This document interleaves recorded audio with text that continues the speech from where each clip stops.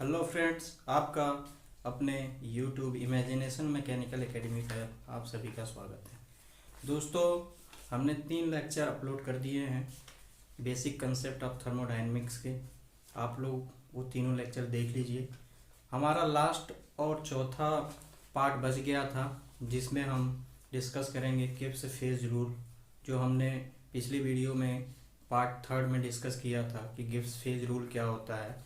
उसका हमने एक फार्मूला देखा था। आज हम डिस्कस करेंगे कि उस फार्मूले को भी हम इसमें यहाँ देखेंगे कि गिब्स फेज रूल क्या होता है। उसके बाद हम देखेंगे कि उस पर एक न्यूमेरिकल सॉल्व करेंगे, सिंपल सा न्यूमेरिकल है। उस फार्मूले पर गिब्स फेज रूल में हम रख के देखेंगे कि गिब्स फेज रूल में डिग्री ऑफ फ्रीडम कैसे कैलकुलेट किया जाता है। फिर हम देखेंगे कि जीरोथ लॉ ऑफ थर्मोडायनेमिक्स क्या होता है। उसके बाद हम जाएंगे कन्वर्जेशंस ऑफ टेम्परेचर यूनिट पे। उसके बाद हम जाएंगे ट्रिपल पॉइंट ऑफ वाटर क्या होता है, और triple point of water value क्या होती है, ट्रिपल पॉइंट पे वाटर की वैल्यू क्या होती है, वो हम यहाँ ज्ञात करेंगे। फिर हम देखेंगे कि यहाँ हमारा चैप्टर बेसिक कंसेप्ट का समाप्त हो जाएगा। फिर हम नेक्स्ट वीडियो में डिस्कस करेंगे कि हीट इंट्रैक्शन क्या होती है। हीट इंट्रैक्शन के बारे में हम पढ़ेंगे नेक्स्ट वीडियो में। आइए आइए फ्रेंड्स, हम स्टार्ट करते हैं कि गिब्स फेज रूल क्या होता है। हम एक ब्रीफ में देख सकते हैं, और पिछले वीडियो में हमने देखा कि एक छोटा सा टॉपिक स्किप कर गया था, प्रोसेस क्या होता है वो हम यहाँ फटाफट समझ लेते हैं कि प्रोसेस किसे कहते हैं। उसके बाद हम चलेंगे गिब्स फेज रूल पे। गिब्स फेज रूल के बाद हम न्यूमेरिकल पे जाएंगे। उसके बाद फिर आगे बढ़ते हुए इस वीडियो को समाप्त करेंगे। ये यहाँ तक बेसिक कंसेप्ट ऑफ थर्मोडायनेमिक्स का आपका समाप्त हो जाएगा। आपका 4 वीडियो अपलोड हो चुके हैं, 3 वीडियो अपलोड हो चुकी हैं, ये चौथी वीडियो होगी। और 4 वीडियो में आपका बेसिक थर्मोडायनेमिक कंसेप्ट समाप्त होगा। अगर यहाँ से आप 4 वीडियो आप पूरा देखते हैं तो आपका एक भी क्वेश्चन इससे बाहर नहीं जाएगा एसएससी जेई में, आप इतना तो मान के चलिए। और आप नोट्स करके पूरा इस वीडियो इस जितना बेसिक आप कंसेप्ट ऑफ थर्मोडायनेमिक्स आपको पढ़ाया गया है वो आप एक नोट्स बनाइए, उसमें नोट्स कर लीजिए और रिवीजन करिए। हफ्ते में, महीने में एक बार तो ज़रूर देख लीजिए, कभी भूलेगा नहीं। और मेरी गारंटी है कि आपको कभी नहीं भूलेगा। आइए फ्रेंड्स, हम स्टार्ट करते हैं। प्रोसेस क्या होता है? Process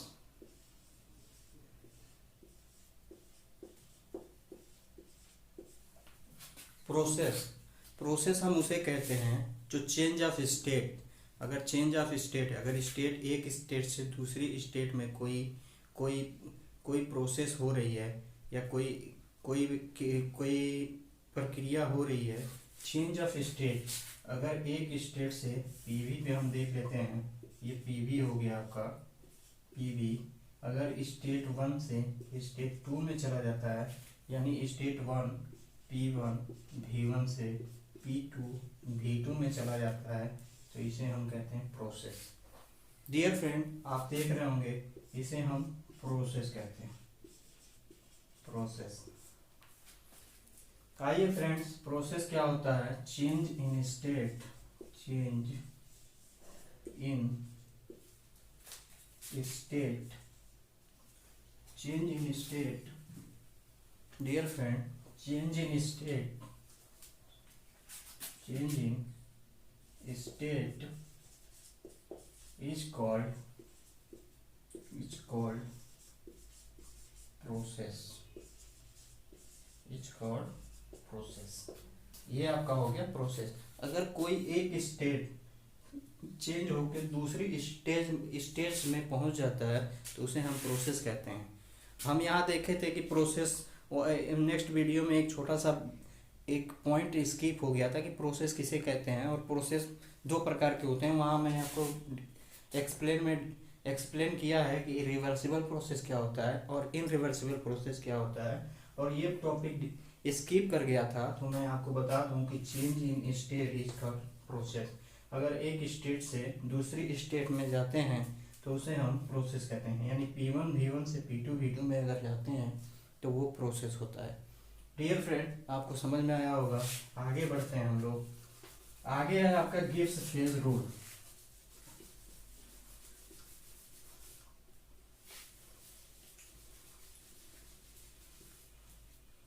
gives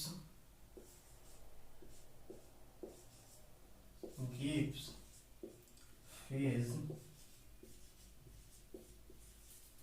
rule। Dear friend, मैंने आपको नेक्स्ट वीडियो में गिब्स फेज रूल का एक फार्मूला बताया था। वो फार्मूला क्या होता है? वो फार्मूला होता है P plus F is equal to C plus two. Dear friend, आप इस फार्मूले में देखेंगे कि P जो है, P is equal to number of phase, number of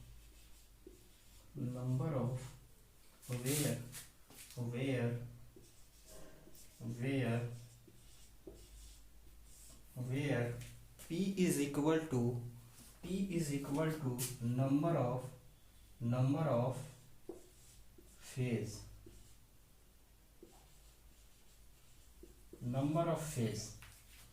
dear friend, यहाँ F जो है वो इंटेंसिव प्रॉपर्टीज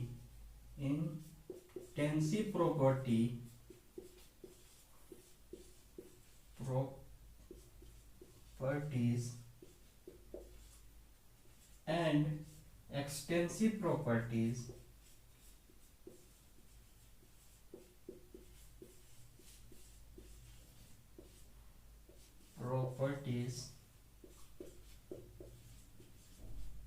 को डिनोट करता है। इसे हम सिंपल भाषा में डिग्री ऑफ फ्रीडम बोलते हैं। डिग्री ऑफ फ्रीडम बोलते हैं। डिग्री ऑफ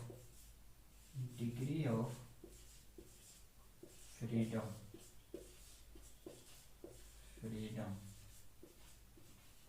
डियर फ्रेंड, मैंने आपको ने पिछले वीडियो में बताया था कि Gibbs phase rule P plus F is equal to C plus two होता है, और ये जो P होता है, यहाँ जो P है वो नंबर ऑफ फेज को डिनोट करता है, और जो F है वो इंटेंसिव प्रॉपर्टी या एक्सटेंसिव प्रॉपर्टी को डिनोट करता है, जिसे हम सिंपली डिग्री ऑफ फ्रीडम बोल देते हैं। डियर फ्रेंड, यहाँ जो C है, यहाँ C क्या नंबर ऑफ कंपोनेंट को डिनोट करता है। Number of component.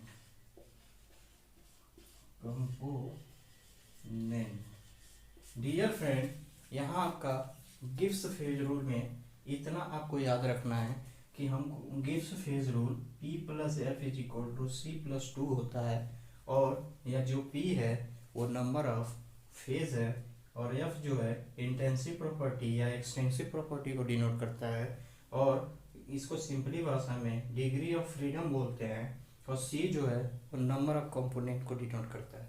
तो डियर फ्रेंड, ये आपका रहा गिब्स फेज रूल, जो पिछले वीडियो में हमने बताया था आपको। अब इसमें हम एक छोटा सा न्यूमेरिकल सॉल्व करेंगे, फिर आगे बढ़ेंगे जीरोथ लॉ ऑफ थर्मोडायनेमिक्स क्या होता है। चलिए दोस्तों, डियर फ्रेंड, इस पे हम एक छोटा सा न्यूमेरिकल सॉल्व करेंगे कि आपको अच्छे से समझ में आ जाए कि गिब्स फेज रूल होता क्या है और कैसे इसको कैलकुलेट करते हैं इस पे डिग्री ऑफ फ्रीडम। तो डियर फ्रेंड, एक न्यूमेरिकल है आपका, फॉर ए मिक्सचर क्वेश्चन है आपका, क्वेश्चन है क्या, फॉर ए मिक्सचर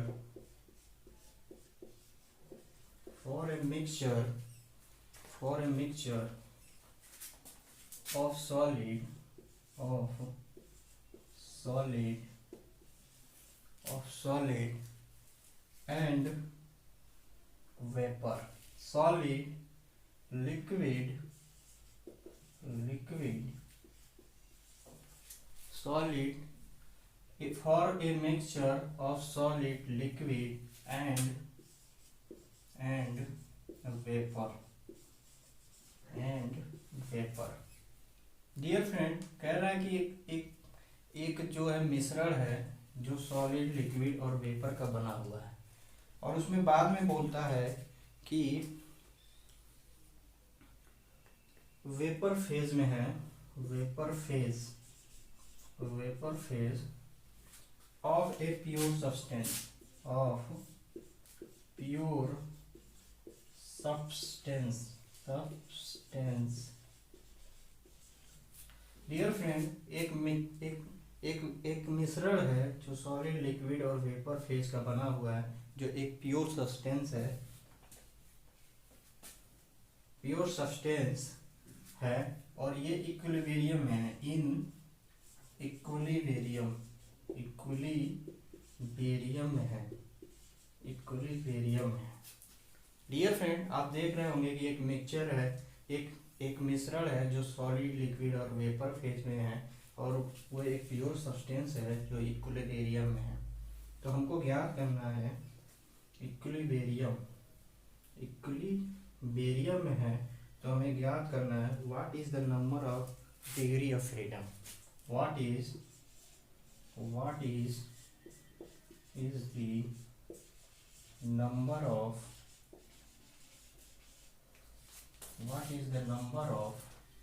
डिग्री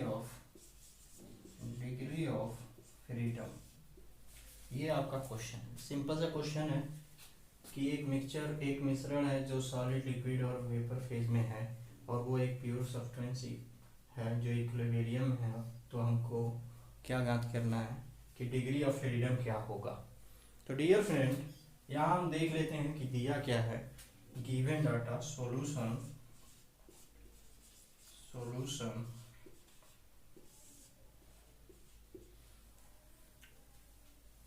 पहले हम देख लेते हैं गिवन क्या दिया है। गिवन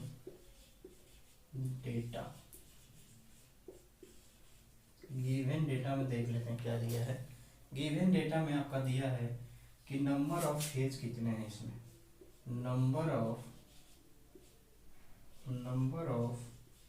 फेज कितने हैं, number of phase P is equal to number of phase, P is equal to आपका number of phase P is equal to, देखेंगे कि ये सॉलिड, लिक्विड और वेपर है, तो नंबर ऑफ फेज यहाँ पे 3 दिया हुआ है, 3।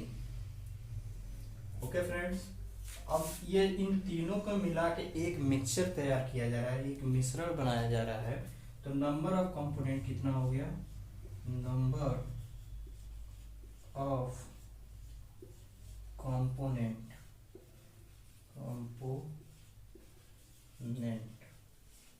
नंबर ऑफ कंपोनेंट आपका कितना दिया है, number of component C is equal to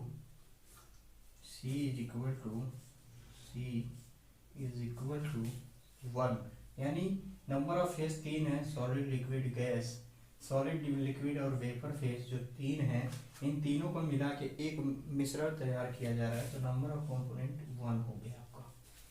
तो हमको डिग्री ऑफ फ्रीडम ज्ञात करना है। तो डिग्री ऑफ फ्रीडम क्या होगा, व्हाट।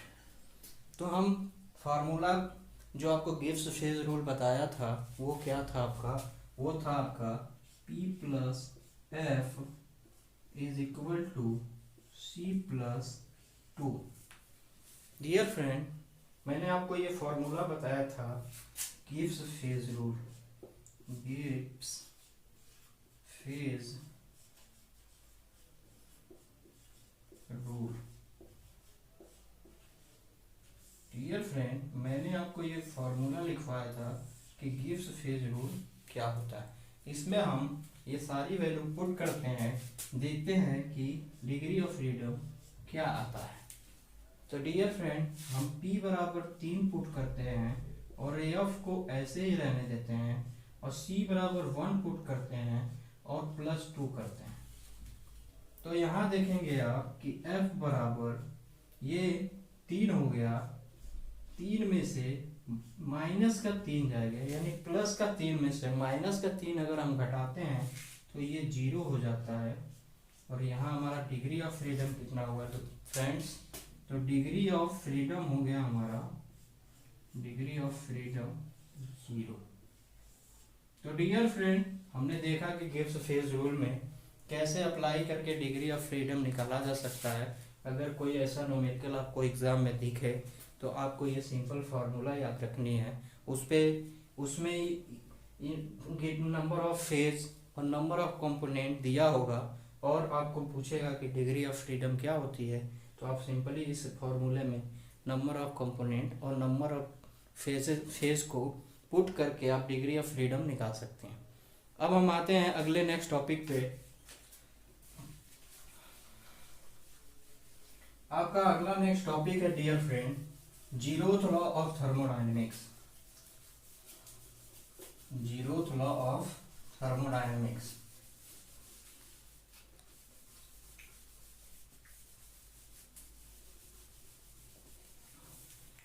हम देख लेते हैं क्या है zeroth law of thermodynamics. Dear friends, आपका zeroth law of thermodynamics. Zeroth law of thermodynamics. Dear friend, zeroth law of thermodynamics क्या होता है? जीरोथ लॉ ऑफ थर्मोडायनेमिक्स उसे कहते हैं अगर एक बॉडी दूसरी बॉडी के एक बॉडी अगर इक्विलिब्रियम में है, दूसरी बॉडी के संपर्क में है और वो भी इक्विलिब्रियम में है, अगर वो दूसरी बॉडी के संपर्क में अगर तीसरी बॉडी इक्विलिब्रियम में है तो वो तीसरी बॉडी भी पहली बॉडी के संपर्क में होगी तो वो भी इक्विलिब्रियम में होगी। तो यहाँ सिंपली भाषा में जीरोथ लॉ ऑफ थर्मोडायनेमिक्स के द्वारा टेम्परेचर मेजरमेंट किया जाता है। तो हम यहाँ लिख सकते हैं ब्रैकेट में टेम्परेचर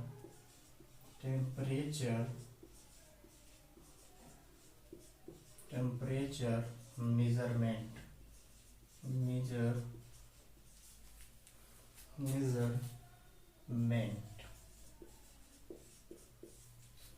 तो सिंपल सा हम इसका डेफिनेशन लिखेंगे। when a body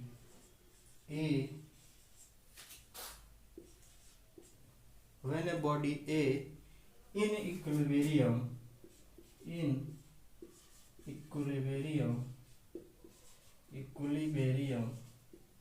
with body B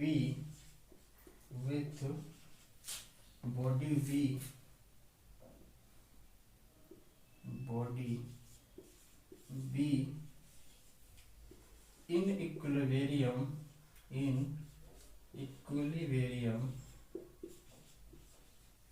equilibrium then body C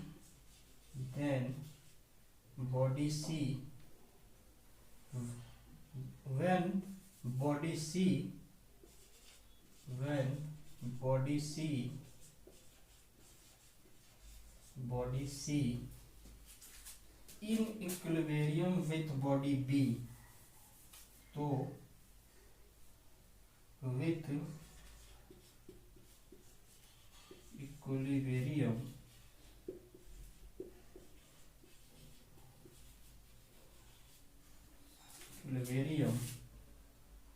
with body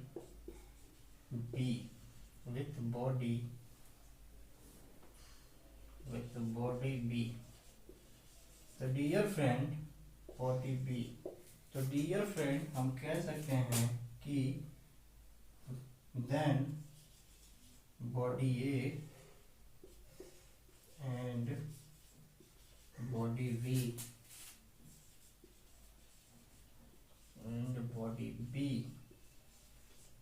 body C are together in equilibrium,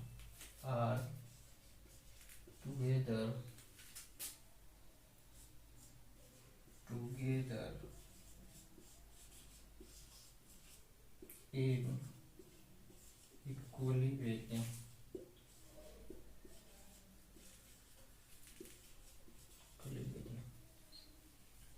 आपको अच्छे से समझ में आया होगा कि जीरोथ लॉ ऑफ थर्मोडायनेमिक्स क्या होता है, जो एक टेम्परेचर मेजरमेंट का एक पैमाना है। जो एक बॉडी अगर दूसरी बॉडी के संपर्क में थर्मल इक्विलिब्रियम में है तो अगर दूसरी बॉडी के संपर्क में अगर तीसरी बॉडी कोई थर्मल इक्विलिब्रियम में है तो बॉडी सी और तो बॉडी तीसरी बॉडी पहली के संपर्क ऑलरेडी वो थर्मल इक्विलिब्रियम में आ जाएगी। तो हम यहाँ एक स्केच बना लेते हैं। ये हो गया आपका ए, ये हो गया आपका बी, ये हो गया आपका सी, तो ये हो गया आपके थर्मल इक्विलिब्रियम में। इसे बोलते हैं zeroth law of thermodynamics, zeroth law of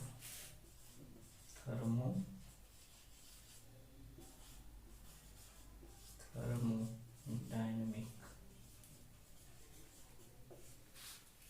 okay friend, ये हो गया आपका जीरोथ लॉ ऑफ थर्मोडायनेमिक। एक नोट लिखेंगे,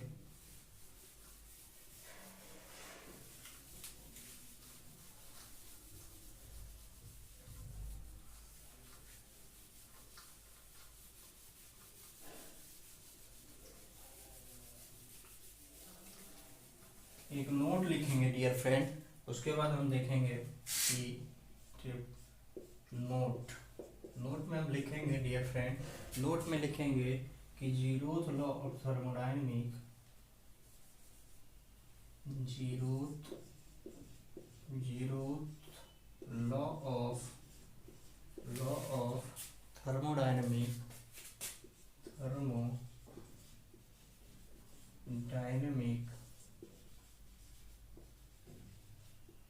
is used to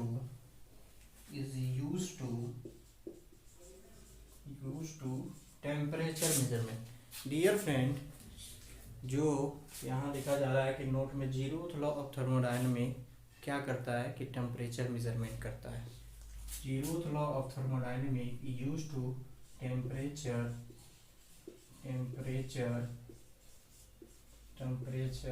measurement.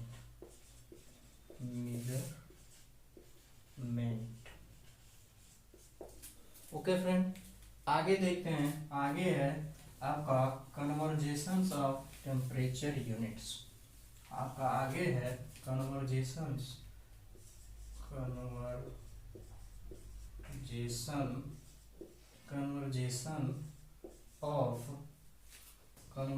Of temperature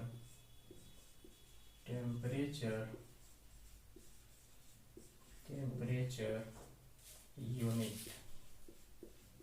तो dear friend, conversation of temperature unit का एक फॉर्मूला है, आप उसे याद रखिए। अगर पूछ लेगा, अगर एग्ज़ाम में दिया होगा कि अगर फ़ारेनहाइट में ज्ञात करो तो डिग्री सेल्सियस दिया होगा या केल्विन में दिया होगा। अगर केल्विन में दिया है तो पूछ लेगा कि फ़ारेनहाइट में टेम्परेचर कितना होगा, तो आपको फ़ारेनहाइट दिया होगा। अगर पूछ लेगा कि आपका कि केल्विन में टेम्परेचर कितना होगा तो डिग्री ऑफ सेंटीग्रेड सेल्सियस दिया होगा। तो हम उस फार्मूले में पुट करके तीनों क्वांटिटी ज्ञात कर सकते हैं।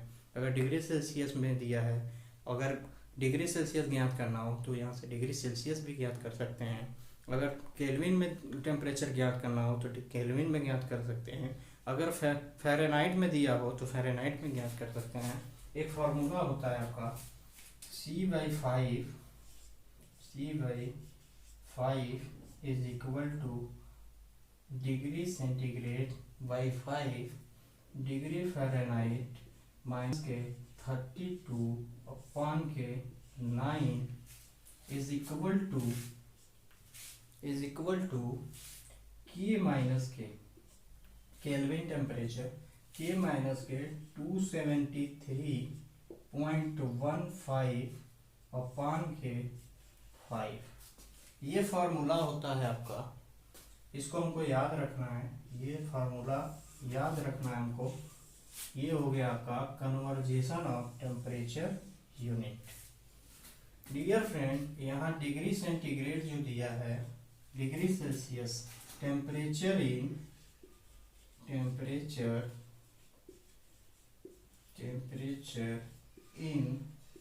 Degree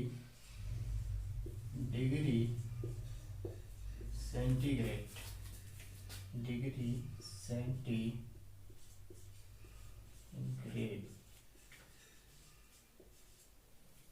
centigrade. ओके फ्रेंड, यहाँ F जो दिया है degree temperature in temperature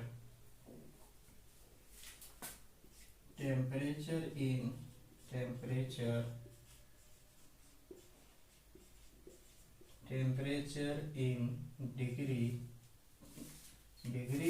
Fahrenheit, degree Fahrenheit.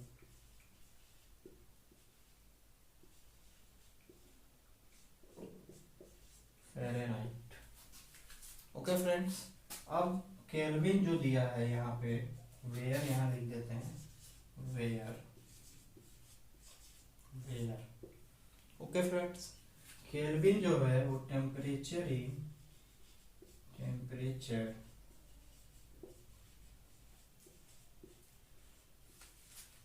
In kelvin.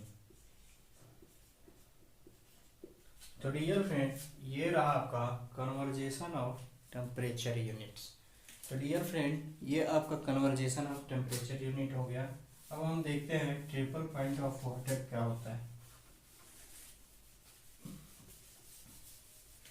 यहाँ आपका ये चैप्टर समाप्त हो जाएगा। ट्रिपल पॉइंट ऑफ वाटर एक लास्ट टॉपिक बचा है, वो हम यहाँ डिस्कस कर लेते हैं। तो ये आपका बेसिक कंसेप्ट यहाँ समाप्त होगा। फिर हम अगले नेक्स्ट वीडियो में बात करेंगे कि हीट इंट्रैक्शन क्या होती है, उसके बाद हीट के द्वारा हीट कितने प्रकार के होते हैं, अगर हीट अगर कांस्टेंट वॉल्यूम पे है, कांस्टेंट प्रेशर पे है, आइसोथर्मल पे है, अगर एडियाबैटिक में है तो हम वहाँ भी ज्ञात करेंगे। आइए देख लेते हैं कि triple point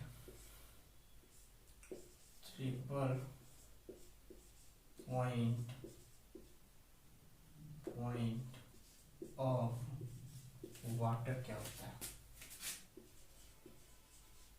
triple point of water, तो dear friend, triple point of water वो होता है जहाँ सभी फेज को एग्जिस्ट करती हैं, यानी तीनों फेज, सॉलिड, लिक्विड, गैस, तीनों phase triple point of water पे को एग्जिस्ट करती हैं। तो हम लिखेंगे यहाँ पे in triple point of water, in triple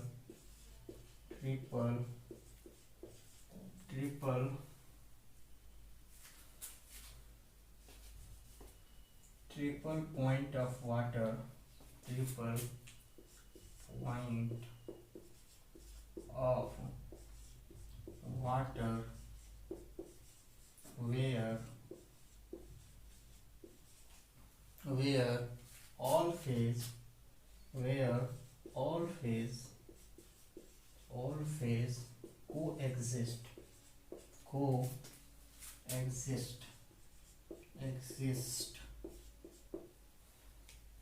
dear friend, वो ट्रिपल पॉइंट वो पॉइंट होता है जिस पे सभी फेज को एग्जिस्ट होती हैं या मिलती हैं। तो यहाँ हम water, triple point of water की वैल्यू क्या होगी, एक नोट में लिखेंगे, ट्रिपल पॉइंट